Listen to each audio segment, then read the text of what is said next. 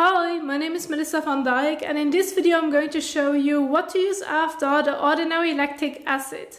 And as you can see, I have some of the famous Ordinary products in front of me, so that I also can give you a beautiful demonstration on where to find those information and how you can figure out what can and cannot be used when using lactic acid.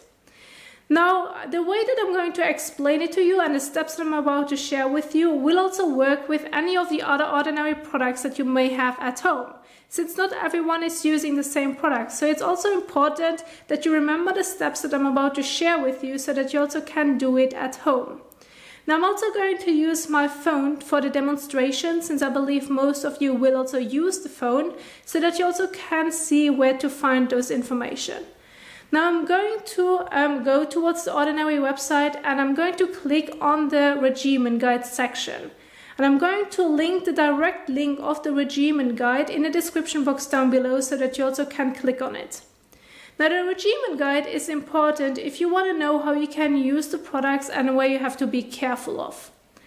So here you can see the different categories, how the Ordinary also lists the products. Now, if you aren't sure where you can find some of the products, you can just click on each category, scroll through it. If you can't see it, go on to the next one. I know already most of them, so I'm going to go through it a bit quicker so that you understand how you can also use those information.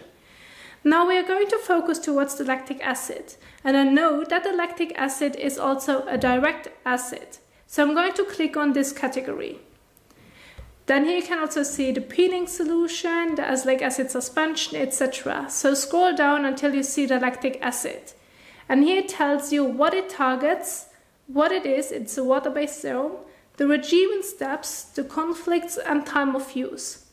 Those are really important information if you also want to set it up in your routine, and also if you want to know how you should use them. Now we have to be aware of the conflicts. And there it also mentions do not combine with other strong acids, EUK134 or peptides. Now keep this in mind, write this down, because this is important, because depending on what product you have at home, which you also need to check one by one, so that you can see if it works or if it has a conflict with the lactic acid. Now I'm going to give you the example with those three products right here, so that you understand what I mean. Now the next product that I have right here is also the peeling solution, which I also know is under the category of the direct acids. And again, it gives you the main information and also the conflicts. And again, it also says do not combine with strong acids, EUK134 or peptides. So this means that the lactic acid is a direct acid, the peeling solution is a direct acid. And based on what we know now through the conflicts, we know that those two shouldn't be used in the same routine. Use them at alternate times. Now let's have a look at Buffet. Buffet, I know that this one is a peptide. It also says it right here that it's a peptide serum. So you're going to click on the peptides. And here you can also see the main information as well as the conflicts. Products containing direct acids, pure vitamin C's, should not be used when using Buffet. So this means that Buffet should not be used with the peeling solution or the lactic acid, as well as the vitamin C. Now, if we remember correctly, with the lactic acid, it did say that it also has conflicts with any of the peptides, which means that if you have any of the other peptides, don't use it with lactic acid. It's not recommended. Now let's have a last look at niacinamide, which is under more molecules. You're going to scroll down, you see the main information and also the conflicts. With the conflicts, it says pure vitamin C. That's the only conflict that niacinamide has, which means you're fine to use it with lactic acid, and you're also fine to use it with Buffet, and you're also fine to use it with the peeling solution. Just don't use the niacinamide with any pure forms of vitamin C. That's the only conflict. So now that I broke it down, I also would recommend that depending on the products you have, you also might want to write it down so that you have a better overview. This is also what I've done. We have here an overview of the 4 products that I've just demonstrated with the conflicts and also what form it is. Those 4 products are all water-based serums, which are getting really important if you want to set up your skincare routine when it comes to the layering. Also, with the information that I just shared with you, I know that I can use lactic acid with niacinamide in the same routine. This is okay, they don't have any conflicts with each other. But you have to be aware of any other conflicts with the other products. For example, niacinamide cannot be used alongside with any pure or ethylated forms of vitamin C. Niacinamide can only be used alongside vitamin C derivatives. And as of today, the Ordinary has only 3 vitamin C derivatives, which are those 3. This is important if you also have, for example, one of those products at home, then you know you're fine to use it also with niacinamide. If it doesn't mention it on the list, then you shouldn't be using it in the same routine. This also means that, for example, I should not be using the peeling solution lactic acid and buffet in the same routine, as they have all conflicts with each other. Instead, use them at alternate times, which basically means either on different days or different times, like for example the AM and PM skincare routine. Now with those information, you can also set up your skincare routine, which can look like this. For the AM routine, for example, you're going to use buffet.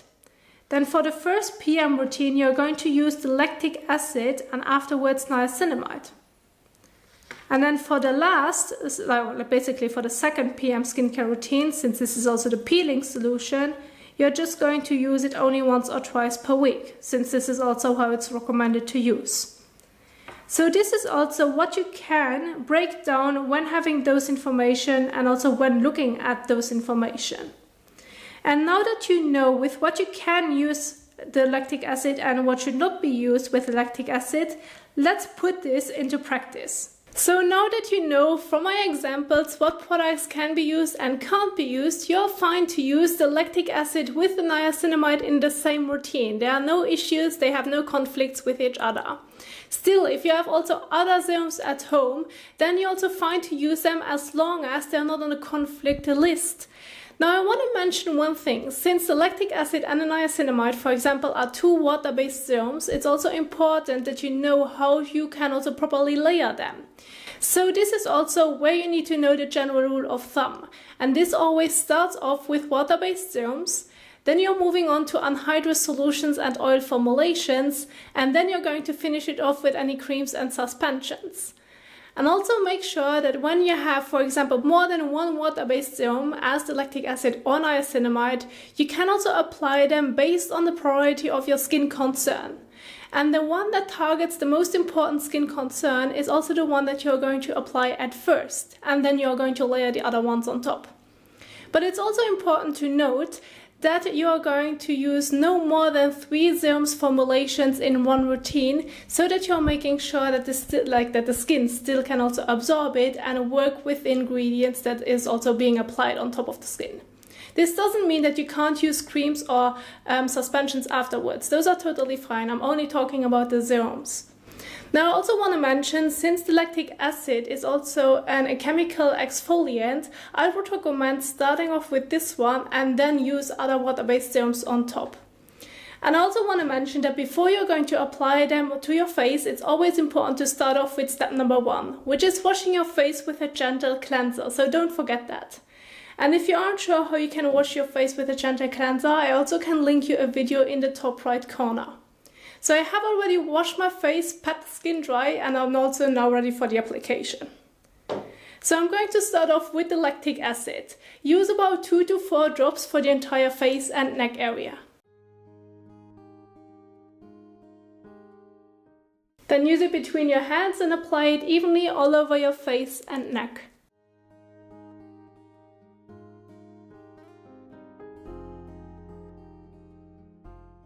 So, once you have applied it, there's no need to wash it off. You're going to leave the lactic acid on the skin.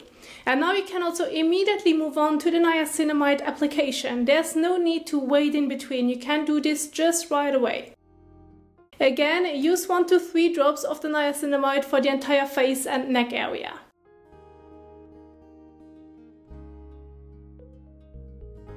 Use it between your hands and gently apply it all over your face and neck.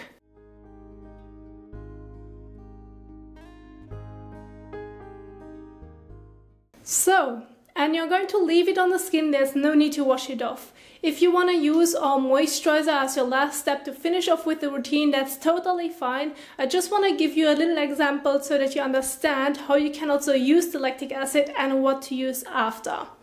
Now I also do hope that you enjoyed this video and that it also was helpful for you. And if you like this video, don't forget to give it a thumbs up as well as share it, and I will see you soon in the next one. Bye!